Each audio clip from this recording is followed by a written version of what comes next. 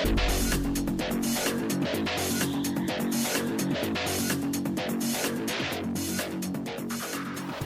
I'm Tom with Kuat Racks. I'm going to show you how to install your NV onto your vehicle as well as load a bike onto it.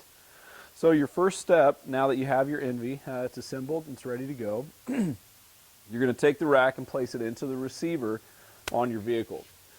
When you do this, as you slide it in, you want to line up the pinholes. The one that's on the rack, line that up with the one on the vehicle.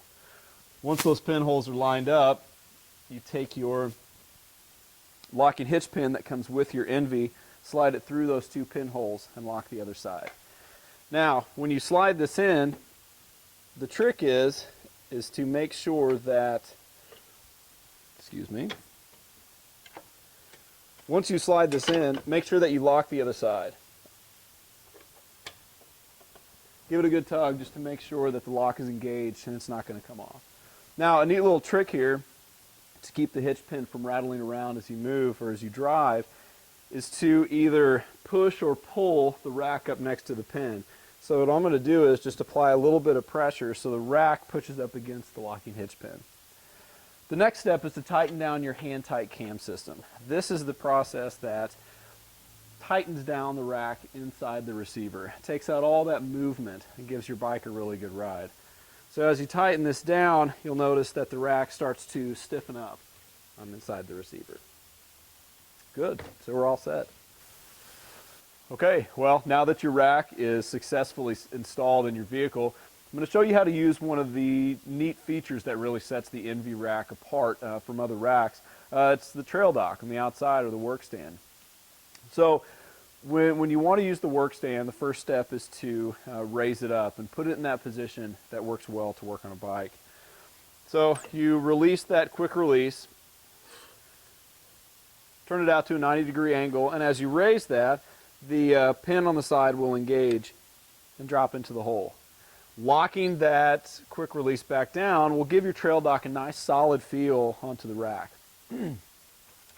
Open up the jaws at the top. Now inside that, there's a nice carbon-friendly material, so it's going to be really easy next to your bike. The lever on the back will allow this to pivot to several different positions in order for you to grab your bike. Now, I've got it set up to grab the frame, so I'll just raise the bike up, open up the jaws, place the bike in,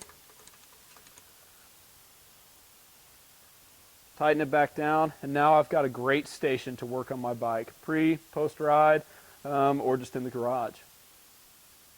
Okay, so now it's time to load the bike. First step in loading a bike is you want to drop the rack down to that loading position. So pulling the pin down on the pivot lever, allowing the rack to drop. Now it is a spring-loaded pin, so it will automatically find that next position, but it's still a good idea just to make sure that that pin is fully engaged. Now, loading the bike, you raise the ratchet arm and go ahead and undo the rear tire strap. When the bike goes on, the rear tire is going to go here, front tire up, and the front tire scoop. Now this rack works really well for really any type of bike, road bikes, mountain bikes. It really is going to be tough to find a bike that the rack's not going to fit. So the rear tire strap will adjust back and forth in order to fit the wheelbase of your bike.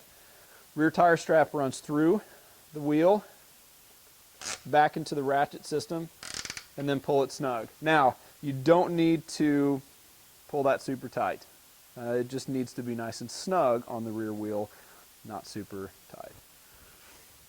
For the front wheel, you have the ratchet arm. Depressing the button on the ratchet arm will allow you to extend it all the way out, up over the top of the front wheel, and then slide down. Now the placement of the ratchet arm is very important.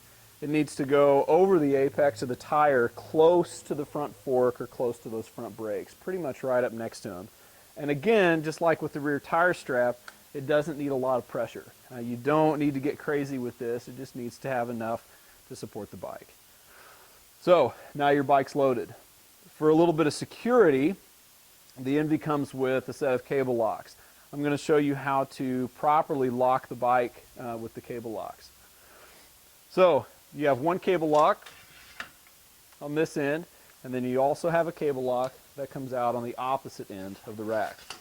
Now the proper way to lock your bike with the NV, the cable lock is going to run through that rear triangle on the back of the bike. The cable's not very long and it's designed for that. So when you lock the bikes, especially if you have two on here, the cable runs up through the rear triangle on the bike. If you have a second bike up on here, it does the same thing, and then lock the two together. So now you've successfully loaded your bike onto your NV. You've also locked your NV for some really good visible security when your bike isn't in your sight. But now you need to get into the rear of your vehicle. So in order to access the rear of your vehicle and still have a bike on the rack will pivot down another 40 degrees. So with bikes on there, it does make it a little trickier to reach that pivot lever, but you reach in and grab that pin, what will happen is now the rack can drop down another 40 degrees in order for you to get into the back of your vehicle with the bike still on it. Of course, to come back up, you can grab the rack, automatically finds that next position with the pin, and you're ready to go.